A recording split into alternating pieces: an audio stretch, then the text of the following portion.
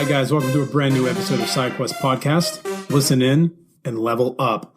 I have a great episode for you today, but first, as always, let's get through the show notes. If you're not following the Facebook page, head over to Facebook, type SideQuest Fitness into the search bar, and like the page. There, you're going to get updates on podcast episodes, articles when they get posted, and you're going to get a brand new taco recipe every Tuesday for Taco Camp, plus lots of other shenanigans and nerd talk throughout the week. So make sure you head over to Facebook. You can follow me on Instagram. My handle is SideQuestFM. If you want to see some cool videos and random stuff on Instagram as well, you can follow me on Instagram. Same handle, SideQuestFM. Or follow me on Snapchat, SideQuestFit.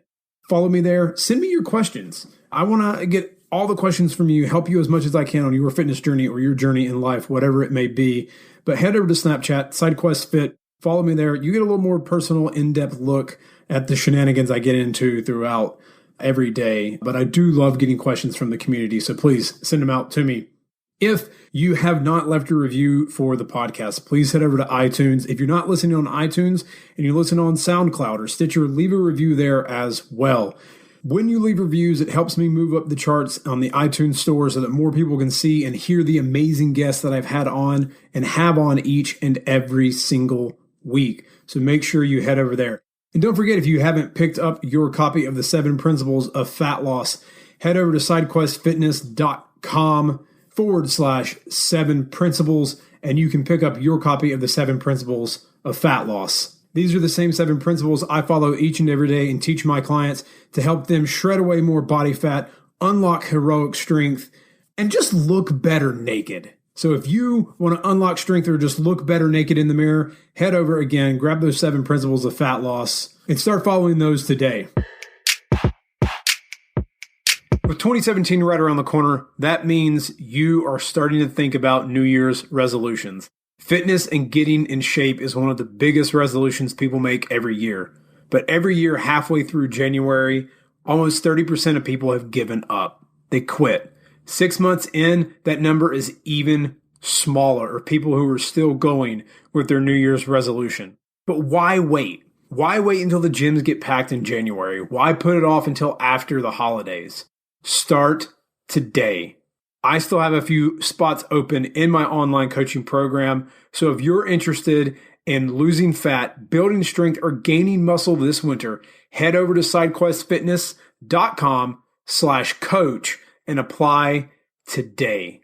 My program is custom designed for your specific goals. I'll tell you exactly what you need to do or not to do to help you finally achieve your goal of gaining strength, losing fat, or building muscle. You have constant accountability. I know what it's like to do this by yourself. It's dangerous to go alone. And most of the time, that's what you try to do in the new year. You try and do this alone. You hire a trainer at the local gym, but they only keep you accountable when you see them. And the real battle is out in the real world, not in the gym. The real world is where you spend the majority of the time. And with an online coach, you have access to me 24/7 to answer your questions and help you succeed in your goals. You can consider me your Gandalf guiding you on your quest. You also get access to an app that I use online that you can use on your phone, so your program is right there no matter what, with videos to guide you through the exercises if you have any questions on anything. So if you want to stop feeling weak, unconfident, or depressed about how you look naked, then head over to sidequestfitness.com/coach and apply today. And let's start kicking some ass together. Let's get your goals on track for the new year. And let's not wait until 2017 to get started. Let's start today. Let's start kicking some ass, shredding some fat, putting on muscle, or leveling up your strength today. So head over to sidequestfitness.com/coach and apply. All right, I have a great episode for you this week, kicking off 2017, getting us started in the new year on the right track is the one and the only Dean Somerset. Dean has written for every fitness publication you can think of out there. He's one of the funniest guys I know in the industry, and he's also super intelligent and a super nerd as well. We dive into a lot of WWE talk or WWF talk in this podcast, as well as much more. So check out this episode from the one and the only Dean Somerset. Step up and you gotta get it fitness. Host Rob at the moment and the quest is you gotta check it and wreck it. You're breaking personal records, and with the help of the guests you won't be guessing on the lessons. That's a +5 fierce. Got a low-key band right here. You wanna meet them, there's no better way to greet them than to strike a boss pose. Take a look into the mirror. All right, guys, welcome to the show. I have a great guest for you today. He's one of my favorite fitness writers and one of my favorite guys that I got to meet a few years ago at the Kansas City Fitness Summit. And you should have seen the scrawl of people that tried to rush up to get him to do hip mobility stuff on them. I think there could have been fights to the death for people just to have him work on them. But he's written for TeenNationBodybuilding.com and Men's Health, just to name a few. But the one and the only Dean Somerset, welcome to the show. Thank you very much for having me here, man. Glad to be here. So I've enjoyed your work over all the years that I've gotten into fitness and reading and researching and learning more. And your sense of humor has always been the thing that really stuck out to me, because you kind of assume someone who has the background that you have in kinesiology and being as smart as you are might read a little bland, but you never read bland. I think in one of your pieces you were like, I'm not very good looking, I'm allergic to cats, but I can be humorous. So that's what I have. But you're also a big giant nerd as well, because I know you were also friends with John Romanello, and all the things I've seen, all the comments you've made. You're a giant nerd with the rest of us. But you're actually up in Canada right now. I have to ask, how cold is it, right now? Today is not that bad. I mean, it was only -20 when I went outside. So, as long as you got a garage, your car usually starts. But you get to plug it in. I mean, everyone thinks that we have nothing but electric cars when they first come up to Edmonton, but those are actually block heaters. So you plug in a device that heats up your car so it doesn't freeze solid, so you can actually drive somewhere afterwards. But sometimes it'll get down to around -40, but most of the time during the winter it's chilly, but it's nothing too bad. I would say we actually have it easier when it's really cold but dry compared to somewhere like Buffalo or anywhere that gets lake effect snow, where they might get 3 or 4 feet of snow in a day or two, especially just due to the fact that the cold that we get is so dry it doesn't seep into your bones. I was in New York last year. They had a snowstorm and it was really cold out, but with the wind and the way the humidity is there, it just seems to just cut through you so much more than it does here. I mean, here it's cold and you'll die if you're out in it for too long, but there just you hate life while you're in it. So I get that. Well, it's also worse because, at least in New York, I mean, you're around all the buildings, so you get that sort of wind tunnel effect from the wind, and then even places like Chicago. But that's what people say about Arizona as well, because I grew up in the South of the United States, so North Carolina, South Carolina, hot, humid, just muggy, awful summers, and people were like, "Oh, it's hot out west, but it's dry heat." Dry doesn't make me less abusive, right? So you're one of the most influential guys in the industry. You write really great content, and you're one of the smartest guys I know when it comes to mobility and working out. So with a lot of people getting ready to go into the gym for the new year, they're going to focus on all the articles they read on do this and do that, but mobility sort of gets overlooked. What are some really important mobility exercises people can add into their warm-up or in between sets that can actually benefit them a lot more as they're starting to get into the new year? Well, when it comes to mobility, I think the biggest question people have to ask themselves is, what do they want to do with that mobility? Do you want to do something like an overhead press, or do you want to do a squat or Olympic lifting, or do you want to go mountain climbing? Or what is the end goal? Mobility by itself is useless because you have to use mobility to do something. Right. If you want to just be bendy on Instagram, yeah, that's cool. You can do that too. But what is the purpose of that mobility? Well, it's to move a joint through a range of motion and produce force. Cool. If you have a certain exercise that you want to do or a certain activity that you want to do that requires a specific amount of mobility in a certain direction, make sure you have that. If you don't have that mobility, then you got to work on being able to develop it. So a lot of the time when I have clients coming in, I work in more of a commercial facility that caters more to the corporate finance, corporate executive kind of thing. A lot of the people who come into me are accountants, lawyers, medical doctors, people who have office jobs for the majority of the place. So for them, a lot of the stuff that we work on is, can we actually get the thoracic spine to actually go from a flexion position through extension? Can we do rotation? Can we get their shoulder blades to move? Can we get their glenohumeral joints to move? Can we get their hips out of that locked 90-90 position from sitting all day long? And a lot of the time, if they're 50 and 60 years old and they don't have any athletic aspirations whatsoever, what is the goal? Okay, well, I want you to be able to pick up your grandkids. I want you to be able to carry groceries. I want you to be able to climb a flight of stairs. Their goal set is completely different than somebody who's looking to play hockey at a competitive level. or who wants to be an Olympic weightlifter, or who wants to be a power lifter, or anybody who wants to go through any of those very specific mobility requirements. It just depends on what they have and what they're able to do. If I'm assessing somebody who's an athlete or somebody who has athletic interests, I want to be able to see, can you do the movement that you're required to do for your activity? So if I'm working with a power lifter, what do they have to do? They have to squat until their hip crease gets below the level of their knee. If they don't have the mobility to do that, okay, now we have to work on mobility. If I can lay them on the table and put their knee to their chest, they don't need to work on mobility. They've got more than enough for the goal activity that they need to do. So a lot of it comes down to, what activity do you want to do? Do you have the mobility to do that? And if not, work on the mobility. Some people are just structurally not going to be able to get there. So then you have to have the conversation with them to say, okay, well, what is the cost that you're looking to have? If your hip only gets to 90 degrees, but you want to squat ass to grass, something's got to give. You're either going to move too much from your SI joint, your lumbar spine, because those are the common compensation patterns, which means you're going to expose yourself to something going wrong in those areas. Doesn't mean that you're going to get injured. It just might mean that you're going to have maybe excess amount of soreness through your lower back because now it's doing the work of your glutes. And your lumbar erectors aren't designed to work as glutes. If they were, they would be glutes.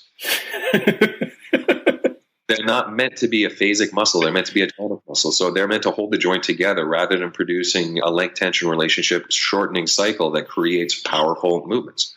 If they're doing the job of a glute, then they're doing something that's eventually going to lead to them either feeling really sore and beat up or potentially getting injured.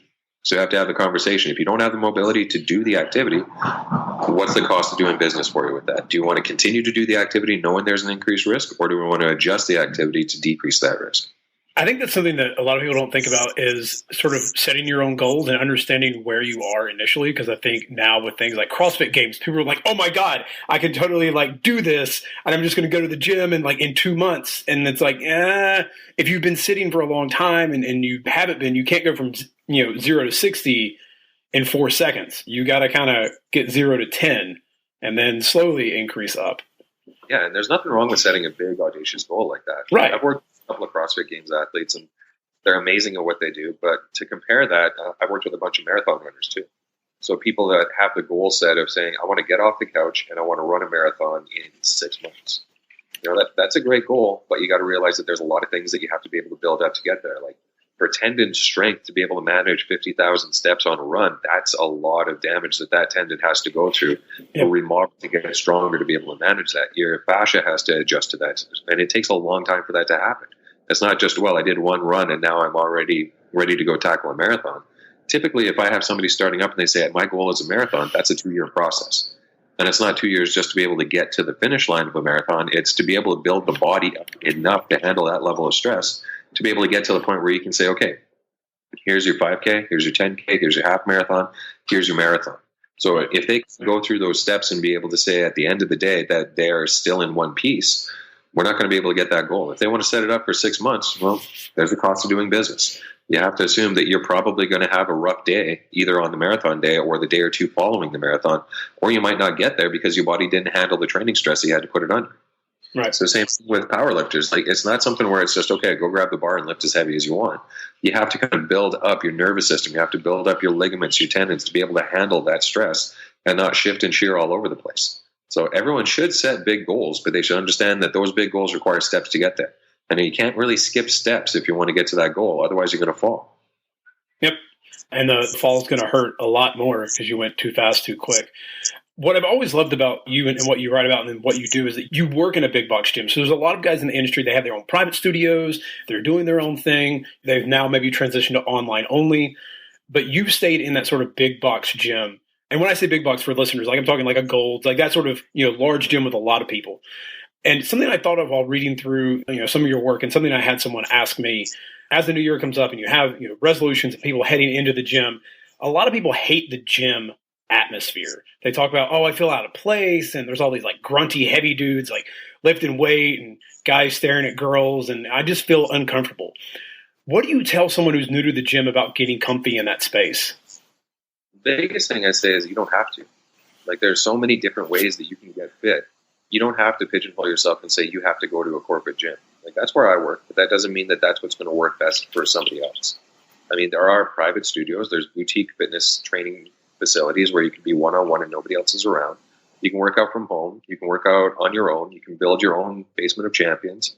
You can have just like foam roller in the corner of your living room or a yoga mat and just follow along with a workout online.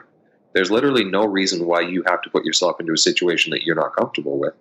But realize at the same time that everyone else in that facility is there for the exact same reasons that that one person is. And that's personal fulfillment. I have had a couple of morbidly obese clients who come into the gym and they say, I don't want to look like a fool. I don't want everyone staring at me. I don't want to do this or that. And I'll pause them for a second. I'll say, take a second and just kind of look around the room and see what everyone else is doing right now. Like there's 40 or 50 people in here each working out. Look at what they're doing. Are any of them looking at you or are any of them looking at each other? And they'll look around and they'll say, no, they're all doing their own thing. Exactly. They're doing their own thing. If you do something really cool, they might stop and be like, oh, wow, look at that. If I have a morbidly obese client who bangs out 315 squats, that's going to be really cool. And people are going to be like, wow, that's awesome. Yeah. If I have doing some really weird gym fails exercise in the middle of the gym that looks ridiculous, people are going to stop and pay attention to that. I'm not going to have my client doing that. I'm going to help them to see what basics are in the exercises that they're trying to do and be able to see progress in the way that they're looking to have it. But everyone's there for their own reason, not necessarily because they want to gawk at people or anything like that. And if they are, they're not going to last very long because the novelty wears off after a little while. But even then, if you're there for your reasons, they're there for their reasons as well. That's how you form a community and that's how you form a culture, is by people working towards a shared interest, personal betterment. So everyone's there for that same reason, just like the person who's there who might not be comfortable. They don't have to be there. They don't need to be there. If they want to see the goals, you can find a facility that works really well for you. It may not be the one that I'm in. That's completely fine. Yep. If the client wants to see results, they'll find it one way or another. It's just a matter of, is it a facility or is it a venue or environment that you feel comfortable enough to consistently go to? If it's something where it just doesn't jive with you, I can't fix that. That's something where the facility is the way that the facility is. If I can find you a different facility that jives better with who you are as a person and what you're looking for, great. Because my goal is, at the end of the day, isn't to make my business the end-all be-all or to have everybody just come to train with me. I want to see people get better results than what they would normally get on their own, whether that's with me or whether that's with a competing trainer or whether that's at home or whatever. I want to act as a facilitator rather than a dictator. I want to help people get to the goals that they need to get to. And in many cases, that might not be with me. Oh, well. No, and I think that's a great point that, it doesn't always have to be the one gym. Find somewhere you feel comfortable. It doesn't matter where it is. And, if you look around, everyone's looking in the mirror at their own biceps. They're not paying attention to anyone else. And I think that's the hardest thing to really sell to someone, is because you assume that everyone's going to be looking at you because you're the new kid. Oh, no one's looking at you. They're all too concerned with themselves. But you did bring up the basement of champions, which is the number one reason I love following you on Instagram, is when you're down there deadlifting and squatting in the basement of champions, because you have a WWE or WWF belt. Since we're old school, I still like to call it WWF. So I got to ask, who's your favorite wrestler? All time or currently? Both. It depends on what they're doing. But I mean, in terms of story and intrigue, I think James Ellsworth has kind of worked himself into a really interesting scenario. Are you following that much lately? I'm not. I have a friend who does, who is upset, still obsessed, with it. I don't, just because after WCW ended and became WWE, I kind of moved away from it. I liked the competing sort of thing that they had, but Well, to give you some background on this, James Ellsworth is an independent jobber. He was essentially like the Brooklyn Brawler, but of the New Day. Completely just goes out and gets tanked in matches just so that the big guy looks strong and everything like that. He wound up working himself into a storyline with the WWE champ on the SmackDown version, where he kind of shows up as his opponent's mascot and kind of interjects himself in the matches kind of unwittingly and unknowingly. But then he wound up getting 3 victories over the WWE champ, worked himself into a way of actually having a contract, and now he's kind of positioned himself where he might have a good title shot to actually win the championship as an independent jobber. Completely, no one would give this guy a hope in hell of having anything go his way. But now he's in title matches. So in terms of what they've done with the story to be able to make that a reality, it's quite amazing to be able to see that. In terms of guys who I think are incredibly underrated, I think that some guys like Seth Rollins are amazing in the ring at what they do, but they're not kind of able to show what they can do. Right. And then that, if you look at some of the independent guys who've come up from places like Ring of Honor or New Japan, Samoa Joe, Shinsuke Nakamura, they're amazing at what they do in the ring, and they can just go like nobody's business. But to fit the style of what WWE is, they have to kind of dial it back about 7 or 8 or 9 steps. AJ Styles is amazing. He's another guy who came from Ring of Honor in New Japan. What he can do in the ring is second to none compared to anyone else. All right. So, but who's your favorite of all time? Like the guy that you like would love to, see no matter what. Depends on what they're doing. Like if they're on the mic, The Rock for sure, just Right. because he never knew what he was going to say, and it was either going to be always intense or always hilarious. Stone Cold for the ability to come in and just completely change the mood of whatever he was doing. I got to show Canadian love though. Lance Storm, in terms of being like technical, better than anyone else in the ring. Lance Storm was probably the guy who was right up there, and also Bret Hart because Canada. The Hearts, man. I love the Hearts. I had almost bought that pay-per-view. Kevin, right? Kevin. Now I'm forgetting his name. The night he died, I almost bought that pay-per-view, and Owen Hart. Yeah, Owen, not Kevin. Yeah, the night that happened. I was always I was a Hogan guy as a kid because, I like Hogan just due to the fact that when he changed and went NWO, it was such a change for his character, and it was such a huge risk. Like, I didn't like the yellow and black Hogan just due to the fact it was so cheesy and cornball, and the exact of what the 1980s wrestling was.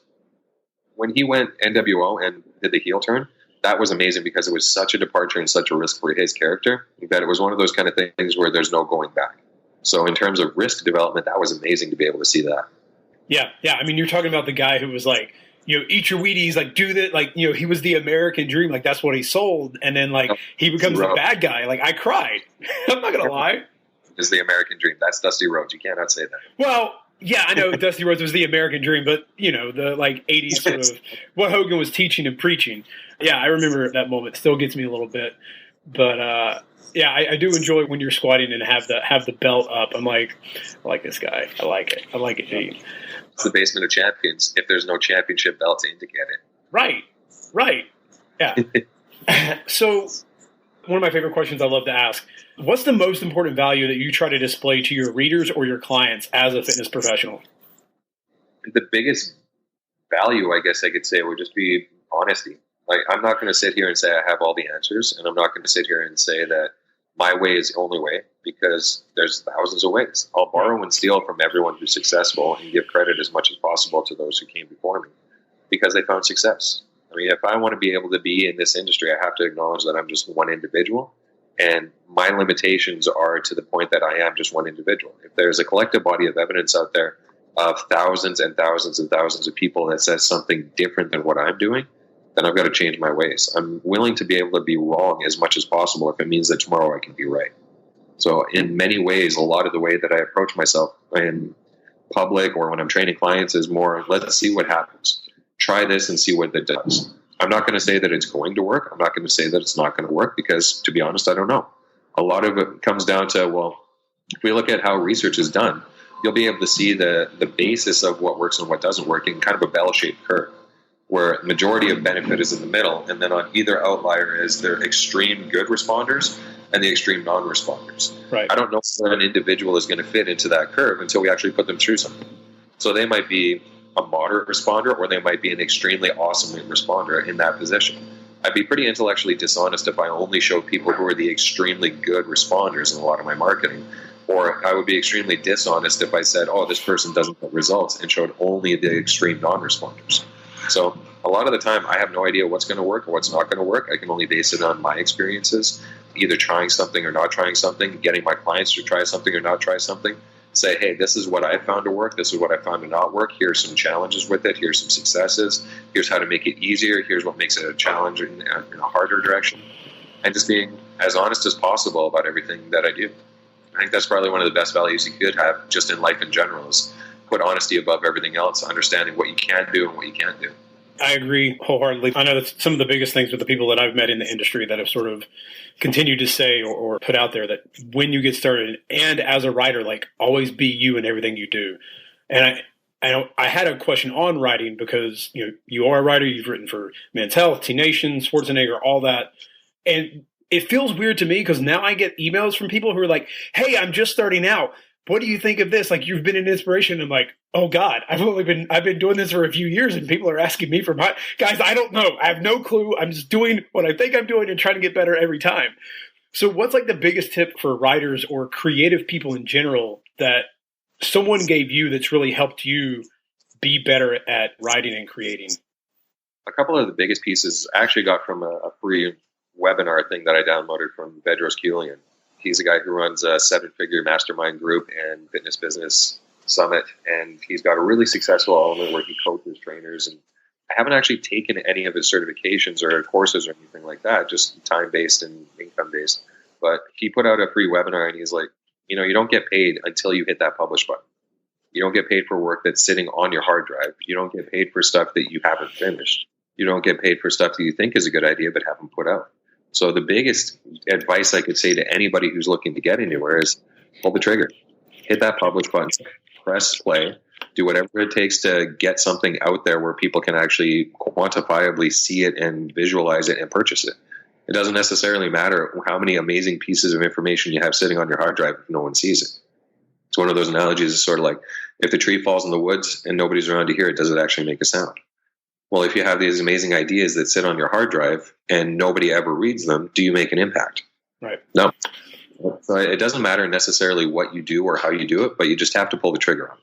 It doesn't matter whether it's good or great or terrible, but if it just sits there, it does nothing for you. And you don't improve by not getting that critical feedback from the marketplace to be able to say what's good and what's bad. For me, when I put out the first couple of blog posts, nobody read them. I don't even think my mom read them. My mom was the only reader. She wasn't reading that. She didn't care. So I had to get to a point where I sucked bad enough to tell myself I had to change and then figure out how to change to make myself better. You can only do that with experience and practice. You have to miss thousands and thousands and thousands of shots before you hit the first one. And then you have to hit thousands and thousands and thousands of shots to make it count when it matters. Right. So pull the trigger, get to work, press play, press publish, whatever you got to do. But no matter what, just put something out there. If you don't put something out there, it doesn't matter what you've done or what your aspirations are. You have to actually have something behind your name to actually say that you are a writer that you're trying to write. Yep. I agree. It's the fear. It's getting over that fear, which in a Star Wars sense, because I've been really on a big kick of this lately, reading a ton of Joseph Campbell and listening to some Jordan Peterson on YouTube. You have to face your own Death Star or your own Vader, like in whatever sense, and that it's always terrifying to do that. But how do you, like the things you fear, hitting that publish button, starting, what do you do to get over that? Or are you just now sort of in that groove where you're like, meh, I know that I got to go. I'm just going to do it, whatever. Honestly, I make fun of myself more than anybody probably should. So whatever somebody would launch at me, they're probably valid. Or there's something where I'm like, I've already said worse than that about myself anyway. So what are you telling me that's new? Criticism comes, and it's a matter of how much weight you give that criticism. If you allow somebody who you've never met before, who has an egg as an emoji, to ruin your, then why did you allow that to happen, right? How much are you giving that anonymous egg to actually ruin your day? If it's somebody who's able to launch a valid criticism at you, you have to be able to look at that and say, okay, that's actually a really good point. I didn't think about that. Maybe I should change this or that or the other thing. If it's somebody who's just like, bro, do you even lift? And it's like, well, yeah, but maybe I'm not a world record holder, but I still lift. Then how much is that going to affect my day? I'm not even going to worry about that, right? Yeah. So allow criticism to get under your skin. Everyone's going to have something that just kind of sticks in their craw and gets angry at. But how much weight are you willing to give that? An anonymous egg emoji just ruined your day, so they won. What are you going to do about it? Right? The sun comes up tomorrow. We got things that we have to do. How many lives did you influence that were anonymous before and who are never going to tell you about it? Yep. Right? So if I put out a blog post and let's say I have 10,000 people read that blog post, how many comments do you think I'm going to get about that post? Maybe 1 or 2. Yeah. Right? Still 9,998. I had to do math in my head. I couldn't do 10,000. Just there for a second or two. So there's still all those people who read that article who might have taken something away from it. It might have changed the lives of maybe 1,000 people, but they'll never tell you about it.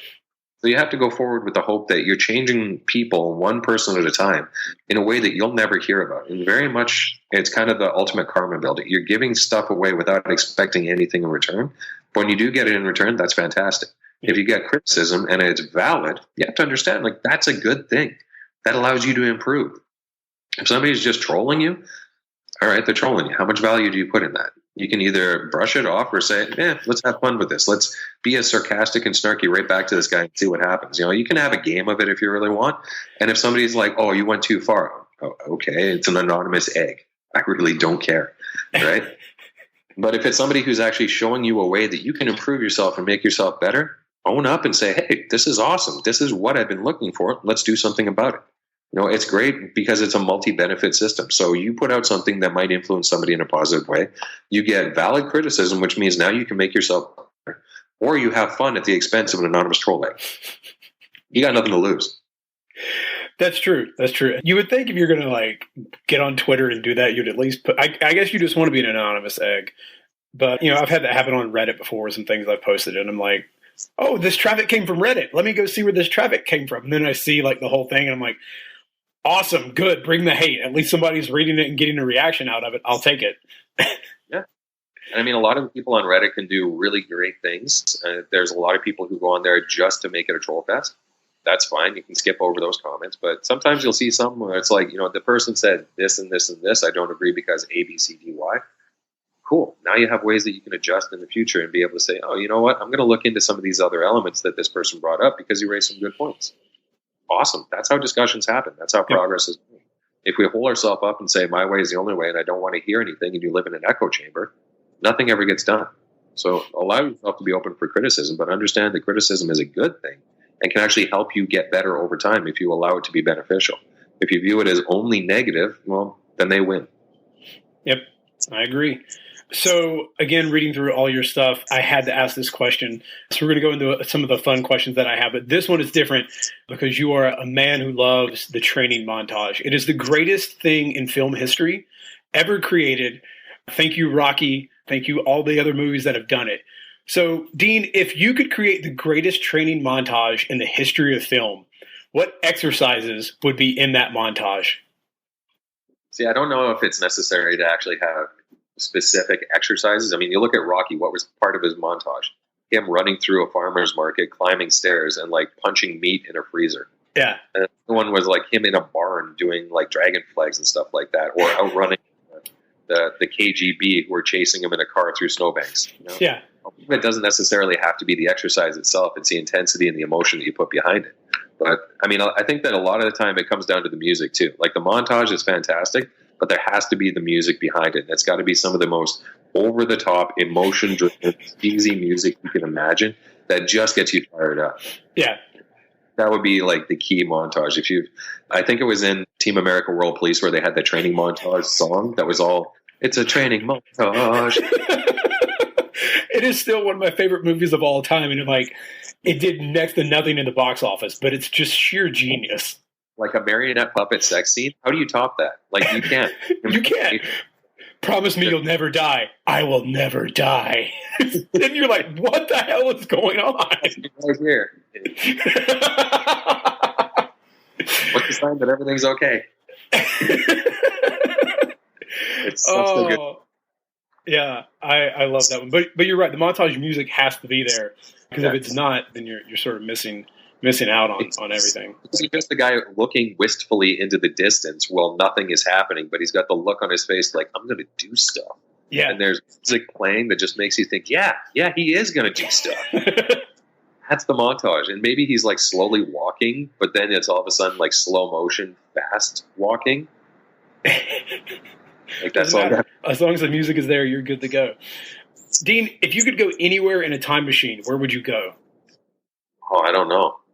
It depends on where. If I went in a time machine 5 years ago and I was in the middle of the ocean, I'd be dead. Somewhere with my time machine. I would love to go back to Venetian society when it was at its peak. That would be fantastic.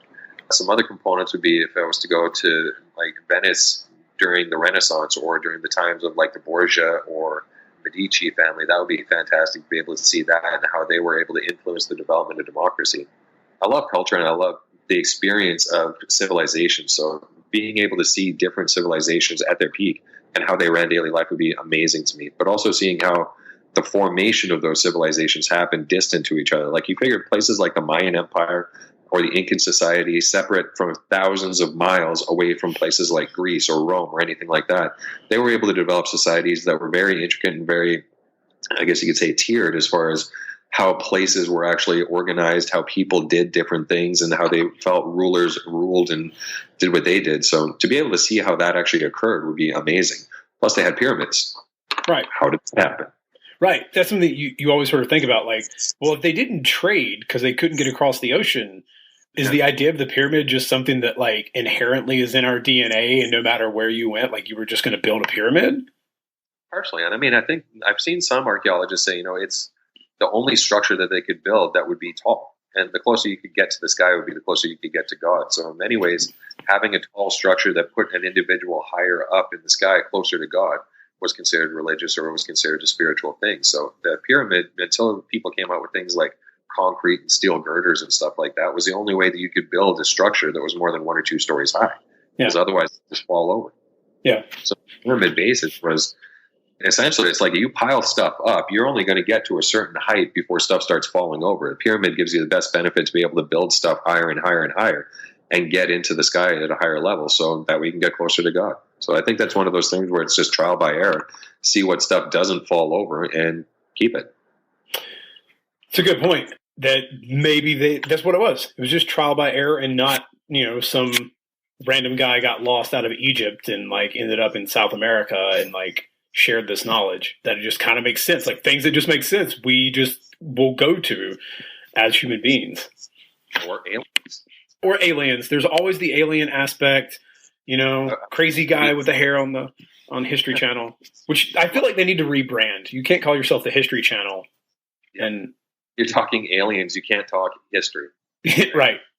It becomes challenging.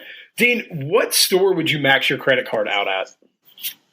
Oh man, depends on what I'm buying. Like, am I buying stuff for me or for my house or for like just whatever?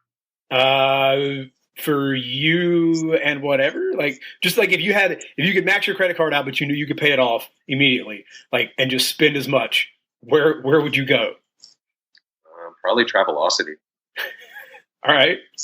Seriously, like if you want to travel anywhere, like one website, you make your payments, you get your hotel, you get your flights, book any kind of secondary things. Like I do that in a heartbeat. All right. I like it. Let's just travel. I'm just going to travel the whole world. There we go. I'm sure you can buy a Tesla online. You can buy what? A Tesla. Oh, the car? I don't know if you. Maybe I have to look into that because I know you have to like. There are dealerships not in every state, but I don't know if you can buy them online. Well, I'm just on the website right now. Okay, so I can order yours. Okay, it says order a Model S, Model X, Model 3, Energy. You can go into a design studio. Ooh. And, so yeah, you can actually order a Tesla online. And they'll have it delivered to you? Yep. Oh. Let me buy the sucker in cash. Okay. All right, so we can order a Tesla online and have it delivered. Are there a lot of those? Do you see a lot of those in Alberta? Because I know like that area of Canada is big, oil country as well.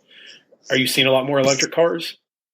I've seen a few kicking around. Actually, what surprised me, I was in Oslo back in May, and they have Teslas everywhere. I think they have a government incentive program right now where if you have an energy efficient vehicle or an electric car, they give you like a rebate of some type or something like that. But Tesla was everywhere in Oslo.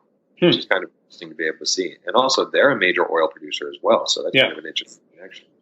In Edmonton, we're very close to the oil center, so we have a lot of people who go out into the field and back. So pickup trucks are huge here, just due to the fact that that's people's work vehicle. And you don't necessarily see a lot of electric vehicles in that end. But in Edmonton, it's also a very big government center and a very big office center. So we have a lot of people that have smaller cars and electric vehicles and stuff like that who are just, driving to the office. So it ends like there's a very big dichotomy of people who are out field working and people who are office working. So you get the very blue collar people and the very white collar people in the same region. It's usually not that tight. Okay. All right.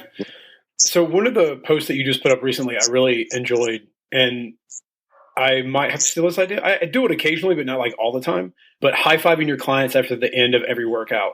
And you started talking about sort of participation trophies. And I know, that's something here. It may have been last year where a former Steelers player, his kid got a participation trophy and like he took it and threw it away. And he was like, no, like you're not going to get that. Like if you lose, you don't get a trophy. Why do you think that actually is important from time to time, like to give a high five or, get a participation sort of trophy? Well, like I talked about in the article, I'm pretty sure that guy actually got a whole bunch of participation ribbons and trophies and stuff like that, but he just doesn't remember it. Yeah. Because when I was a kid, like 30 years ago, I was getting participation trophies and ribbons. You don't put any stock in it. You don't put any value in it. It's like, oh, hey, cool stuff. Great. You're 5 years old. What's your attention span? Right. It's like shiny, let's go ride bikes. Hey, squirrel. I'm going to remember and cherish a participation ribbon. Just like when you're 14, 15, and 20, you're not going to cherish and remember a participation ribbon. But a lot of the times it's acknowledgement that you actually showed up and did something. You could very easily sit at home on the couch or not be part of the team and get absolutely nothing out of it. I mean, how many people enjoy actually receiving recognition for something that they did? Everybody. Right. If you did a bad job with something and somebody's like, hey, guess what? You showed up and you still did stuff. There's ways that you can improve. So give yourself a high five, shake it off, let's come back tomorrow and have a better day. Nobody's really going to turn that down. But a lot of the time it comes down to just acknowledging that, yeah, you actually showed up and did something. It may not have been what you consider to be your best effort, but it's not your worst effort by far. And a lot of people are way too hard on themselves as adults these days, where they feel like they're just not measuring up or not living up to expectations. When people are in the gym, who has the expectation on them? Themselves. Right. That's it. If you're a competitive athlete, yeah, you have standards you have to hit, and if you don't hit those, you're out of a job. But if you're somebody like Gladys from accounting, who's 60 years old and wants to be able to just bend down and pick up her grandkids once in a while, what is the standard that you have to hit there? Show up to the gym a couple of times, work your butt off, sweat a little bit, have fun, and come back and do it again tomorrow. That's it. Yeah. So if you showed up to the gym and you worked hard and it's been a hectic Christmas schedule for you because, you've got charities, you've got events, you've got lunches, you got dinners, you didn't know if you would make it into the gym, but today you did. Hey, guess what? That's a success. And that's what I want to be able to celebrate with my clients. You put out effort, you put out effort. That's all I could ever ask from somebody. And if at the end of the day, the reward that they get, their participation trophy, is a high five to say, hey, I acknowledge that you were here and you did stuff. Good job. Great. If they hit a PR that day, even better. They can take that with them. I'm not going to give them a trophy for hitting a PR. Right. I might give them a bigger high five or make them jump for it or something like that. But everyone should be willing to acknowledge success when they see it. A lot of the times I'll have clients that see huge improvements all across the board, but they focus on the stuff they don't get better at. Like I had one client, he gained about 25 pounds of muscle and lost 15 pounds of body fat. And he was complaining because, he wasn't able to get his shoulder to retract properly to feel his lat when he deadlifts. So I showed him pictures of his before and his after. And I'm like, this is you. You are the same person. Tell me what's going right here. Tell me what's going wrong. Do you really care about what your shoulder looks like in this? And he's like, yeah, it's not quite perfect. It's not set up. I'm like, dude, you just gained 25 pounds of rock solid muscle and lost 10 pounds of fat. How can you not see progress in this? Quit focusing on the minutia that isn't working and be willing to celebrate the victories when you have them. We all have victories. We just got to be able to learn how to see them. I think that's my toughest thing in this world of writing and coaching and being, doing things online as well is it's so easy to be like, oh, I'm not at Dean's level yet. I'm not at Tony's level yet. I'm not at Roman's level yet. I'm not here. I'm not there. But everyone starts somewhere. And like we were talking earlier, like you come into the gym, you're brand new. Like it's great to have this huge goal, this huge mountain you want to get to. But to get to the top of a mountain, you have to go through a lot of other small stones to get there. And I think one thing we don't talk about a lot is, how high expectations are. And that you can have a great transformation in 6 months, but everybody is different. Your body, maybe you have more stress. You have a more hectic job. Maybe you're not a single entrepreneur who can just grind their face off for 20 hours a day. You have a family, you have kids. Like everyone is different. But I think that's hard for a lot of people to kind of get to because you think that, no, this is the way it's done. This is how it has to be done. Yeah. And I mean, I'm not running your race. You're not running my race. Right. Neither of us are running the race of somebody like Roman or Cressy or Mike Boyle or anything like that. So to compare yourself to those individuals is pointless. I mean, it's great to be able to say, hey, these guys are successful. I want to be able to emulate what they're doing. Great. But you're not them. Don't try to hit their success and call it yours. Like everyone has to find their own success. I mean, you might find it a completely different way than I did. I might find it a completely different way than you did. I mean, look at people where all they do is exist either on podcasts or YouTube or people who only exist on blogs. They're finding ways of finding success in their specific niche. That's great. There's also people that you never hear of because they're too busy training clients or training patients on a regular basis, and they don't have a social media presence. But they might have 100 people running through their facility on a regular basis. They're finding success doing what they want. If they were to compare their success to, I don't have a blog that's as big as Dean's or Roman's or Tony's or anybody like that, what are you doing? I mean, you're winning the game that you're playing. Right. Don't play a different game and say you're not winning that one. Win the game that you're playing and see the results you're getting. So when a client comes in and they gain 20 pounds of muscle and lose 10 pounds of fat, but they're not able to get their shoulder blade into position the way they feel they have to stop missing the forest for the trees. They got to start seeing the progress that they're getting and not worried about the stuff they're not. Yeah, we're all going to have stuff that we can continue to work on, and that's fantastic. If we had nothing to work on, we'd be dead. Yeah.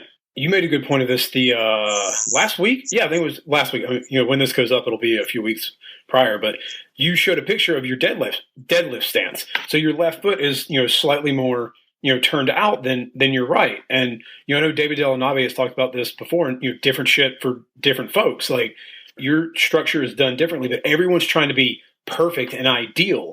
But you've got to find what works for you. How did you discover that, by the way? Like, I mean, just through like what you knew and the schooling you went to, or was it like just by happenstance? There's a whole bunch of factors with that. First, I actually was curious, so I paid for x-rays on my hip just to be able to see. And then I did like the geometry on the joints to be able to see, what is the angulation of it, what the differences between left and right. And I broke it down like protractor basis, and I actually did some computer automated design graphic work with it to be able to see what the exact angulations were and say, how asymmetric am I? And what positions and alignments do I have? And is this actually something that I should worry about or fix or do whatever? So I got all the x-rays done. I got multiplanar through sagittal, coronal, and transverse planes to be able to see, sagittal, coronal, and frontal plane to be able to see what actually my hips look like. And I just had to pay for that out of pocket because in Alberta, we get x-rays covered if they're under a prescription from a medical doctor. But if I'm looking to do it on my own, I just had to pay $1,000 to go in and get x-rays done.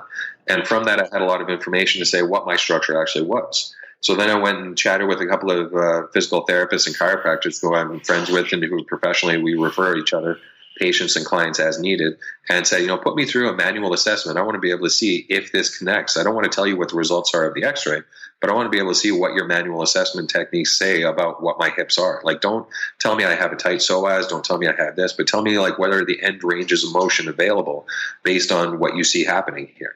So then I had about 3 or 4 of them take me through stuff and actually say, here's where you have mobility restrictions, stiffness, you're here, you're there with your left and your right hip. And then I went through my own assessment based on, how do I feel when I do an exercise? What feels strong? What feels mobile? What feels positioned well?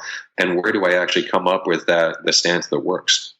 And a lot of this is actually based on Dr. Stu McGill's assessment for hips, how he does like hip scour and how he determines what position you're going to be in for things like squat or deadlift or anything that requires the mobility of a segment without the mobility of a compensating segment. So it's nothing that's necessarily new, but I wanted to be able to investigate and be able to say, okay, let's drill down on this and see what I can come up with on my own. So that allowed me to kind of form my thought process around it and be able to say, hey, when I deadlift, if I turn my left toe out just a little bit, and when I squat, because the hips are the same, they didn't change. Right. It's to work better for me. When I have a client go through it, I treat it very much like if you've ever gone to the optometrist. I know we're both sitting here with glasses on. They put the little glass in front of you and they say, is this better or is this better? Is this better? Or they're not telling you what your prescription is. You have to tell them which one you see clearer out of. Right. So all I'm doing is the exact same thing that an optometrist would do and say, what do you feel with this? Do you feel stronger and more stable and less pain? Or do you feel better in this position?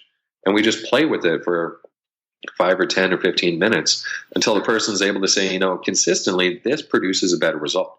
Cool. Let's go with it. Awesome. You would actually be surprised at how many diagnoses I had over the internet from that picture. Like I was diagnosed with everything from like a weak glute medius to a psoas to an adductor issue to flat feet to cough due to cold, everything. People were coming out. I'm pretty sure someone thought I had Zika or like West Nile virus or something. It's so interesting that you're like, wait, guys, I do this. I went through this, like, and you're like, I know what I'm doing. I know my range of motion. And I think that's something that like I know when I started in fitness, people were like, "Oh, like squat, you got to squat ass to grass, right?" And I was like, "Oh yeah. You gotta do that." But the more I read, the more I learned, the more I realized that not everyone can do that. So everyone is going to be a little bit different. But it's so interesting that people are like, "Oh, you have a weak glute medius," and you're like, I can do things with my hips and my glutes that 99% of people can't do for more than like 3 seconds." And I mean, a lot of it just comes down to, can you do it? Should you do it? And what are you going to do when you do it? Like we were talking about earlier, what's the mobility that you have versus what's the mobility you need? If I'm training somebody who's 50 years old, they don't need to squat ass to grass. It's cool if they can, but I'm not going to force them. We can box squat, still get them a training benefit. And they're also not going to come in next week and say, "Hey, my back was really sore and I couldn't get out of bed."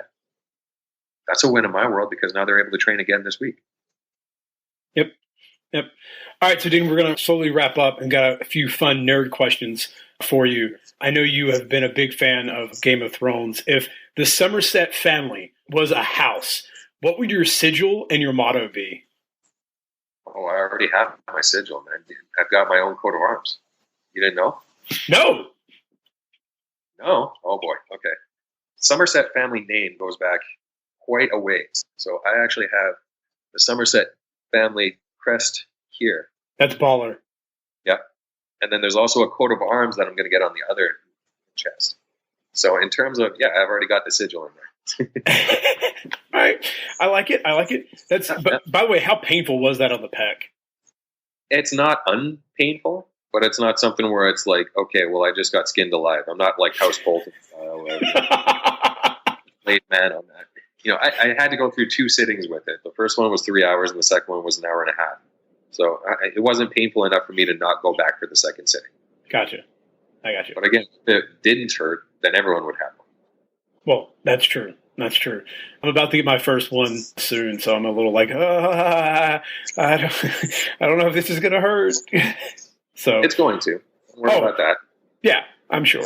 But one of those kind of things where, have you ever had like ART or Graston or anything like that? Oh, God. ART is like the most glorious pain I've ever felt in my life. Yeah, it's kind of akin to that, because there is some tissue friction and damage going on at that point. But you breathe, you can actually get through it a little bit easier. And if you're talking with the person, or if you're doing something to take your mind off it gets through it a lot easier. But there are some times where they hit a spot and it's like, wow, there's a fresh nerve right under there. And then there's parts hit something and it'll be like, I don't even feel that. All right.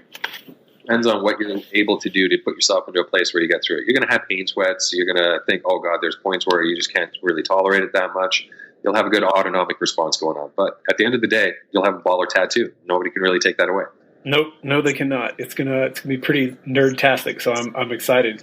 Speaking of nerd-tastic, and we already talked about Game of Thrones, what are you nerding out on right now that Game of Thrones is not on the air? Before we go on to that, I want to get back to why your tattoo is going to be nerd-tastic. What do you get? I have to sort of whisper this because it's a Christmas gift to me and my wife, so hopefully she's not listening. But it's going to go right here on the inner tricep, and it's going to say, "Never tell me the odds," but in the Imperial script. Nice. I get that reference. That's always good. Yeah. And the other one, are you going to have just numbers like 43,000 to 1?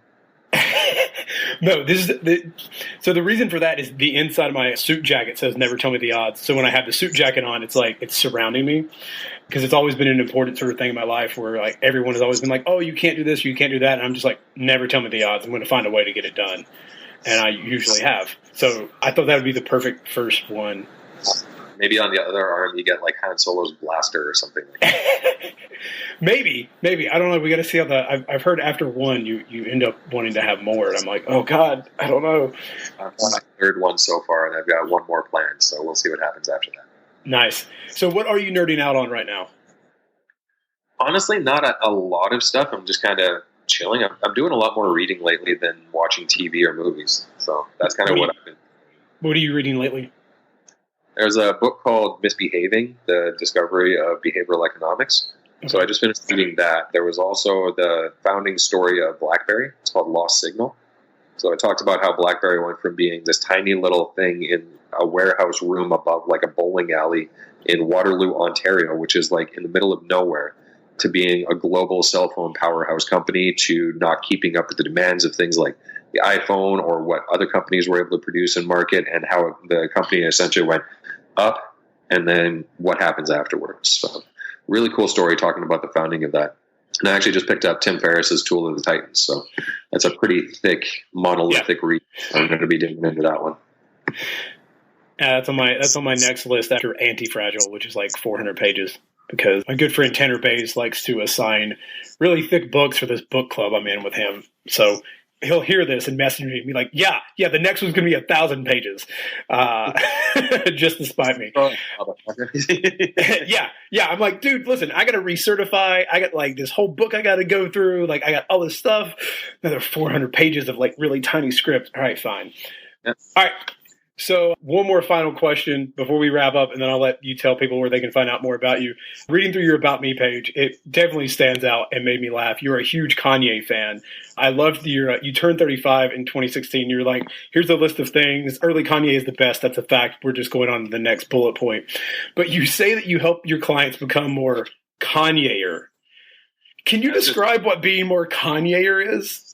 Well, that's part of a reference to his song Power, right? Right. So or not Power, Stronger, Better, Faster, right? Yeah. That's one of the songs where he's got the really cool beat behind it. So it's like, I want to help my clients become stronger, better, faster, more Kanye-er. So it's just a joke about that song. But I mean, everyone's got to have a level of swag in their life. And I figure Kanye's kind of off the charts when it comes to that. In terms of self-confidence, there's not many people that have more confidence in themselves than him, but it's also just identifying that, yeah, you can become better than you think you are. Right. Not necessarily saying that you have to be a different person, but how do you challenge yourself to get to a different level? So It's just play on that song title, talking about better, faster, stronger, and also just making people rise up. All right. So what is your favorite Kanye album? You know, his early stuff was amazing. Like when you talk about like College Dropout or Early Graduation, that kind of stuff was beautiful as far as like lyrically put together, but also how he produced it with the beat and timing and the flow that he used with everything. Since then, I think that he's kind of built himself into the hype of that he's created for himself without kind of poking fun at himself like he used to. Like when you think about with his early stuff, he'd say, oh yeah, I'm just this guy, you know, from Chicago. And I was like, I am a god. Everyone bow down. Come on, man. In a roundabout way, he's become more machine than man. Oh, I don't know about that. If you listen to some of his later stuff, it does sound a little more like there's a great breakdown someone did online of like how he uses like vocality to like actually be the beat or like the background sort of stuff. And then he raps over that. So it just sounds like he really got into where can he take the music and how much different he can make hip hop. Yeah, and a lot of it comes down to, like, he tells stories really well, or at least when he started out, all of his songs had a story basis to them. And I think that's the essence of rap. It's not about, you know, I'm drinking at the bar or I'm popping bottles or it's like bounce, you know, do all that kind of stuff. It's like, here's a story. If you talk about, like, any of the initial forefathers of rap, like Grandmaster Flash or any of those guys, even Notorious B.I.G. and Tupac, like, they all told stories with their raps. They didn't just say, oh, I'm awesome, bow down, here, you know, buy my record, here's my product line. It's, I want to tell you a story and get you to buy into the thought process that I'm using. You look at somebody like Nas, a lot of his songs were historical dramas. They were telling you about history of a specific time frame. Like when he writes a song like I Know I Can, when he talks about like the Persian influence and the Kush and all that kind of stuff, he's giving you a history lesson in a rap. So that tells you a lot of elements of storytelling and just being able to put it together. I mean, Slick Rick, the art of storytelling. Come on, you can't get much more detailed than that. No, you can't. And that's why, like, I think there's a lot of really amazing hip hop out there like that, and then you get the bubblegumming sort of, you know, poppy, you know, stuff that just sells millions of records and they're one hit wonders and then they're gone. But the stuff that really lasts is the stuff that sort of tells the stories and weaves that in. Dean, I've enjoyed chatting with you about hip hop, all of the nerd stuff and hips and mobility. If people want to know more about you, where can they find you online? Easiest place is my website, deansomerset.com. I'm also on Twitter, Instagram, Facebook, all Dean Somerset. I'm very creative with that kind of stuff. I think on Instagram it's like dsomerset1 because I created an account, forgot the password to it, and said, screw it, I'll just make another one. So I just want one because I couldn't be bothered to remember the password from my initial Instagram account. So there's probably actually 2 D Somersets running around on the Instagram, but I only know of the one. So I'm like Highlander.